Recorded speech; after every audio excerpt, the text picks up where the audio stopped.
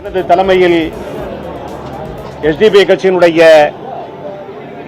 தேசிய தலைமை அமைத்திருக்கிற எஸ்டிபி கட்சியினுடைய பேச்சுவார்த்தை குழு இன்றைய தினம் பேச்சுவார்த்தையில் ஈடுபட்டோம். நடைபெறவிருக்கிற சட்டமன்ற தேர்தலில் எஸ்டிபி கட்சிக்கு 3 தொகுதிகளை ஒதுக்கிட வேண்டும் என்று எங்களுடைய விருப்பத்தை நாங்கள் தெரிவித்திருக்கிறோம்.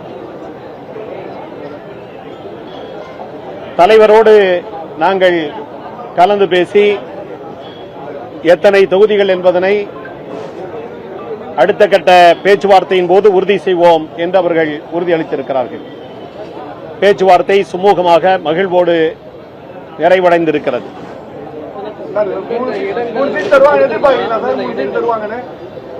எதிர்பார்க்கிறோம்.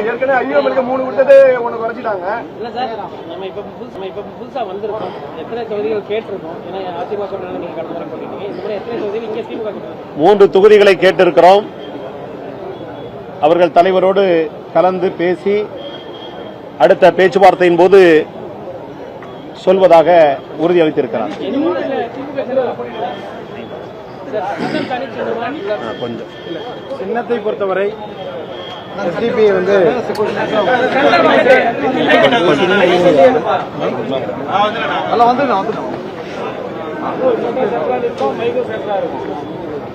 மூன்று தொகுதிகளை நாங்கள் கேட்டிருக்கிறோம். அவர்கள் தலைவரோடு பரிசீலித்து சொல்வதாக சொல்லியிருக்கிறார்கள். பேச்சுவார்த்தை ரொம்ப சுமூகமாக இருந்தது, மகிழ்வானதாக இருந்தது, நம்பிக்கையாக இருந்தது.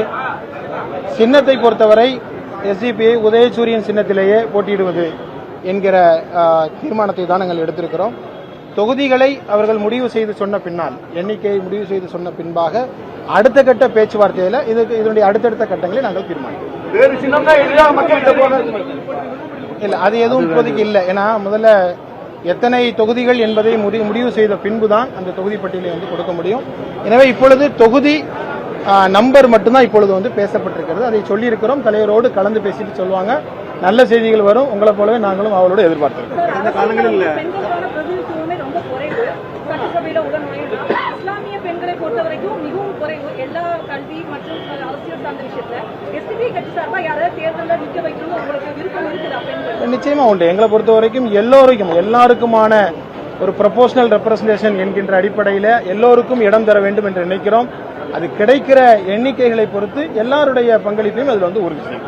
நிச்சயமாக பெண்களுடைய பங்களிப்பு உறுதி செய்யப்பட வேண்டும் என்பது நியாயமான ஒன்று. நன்றி நன்றி நன்றி.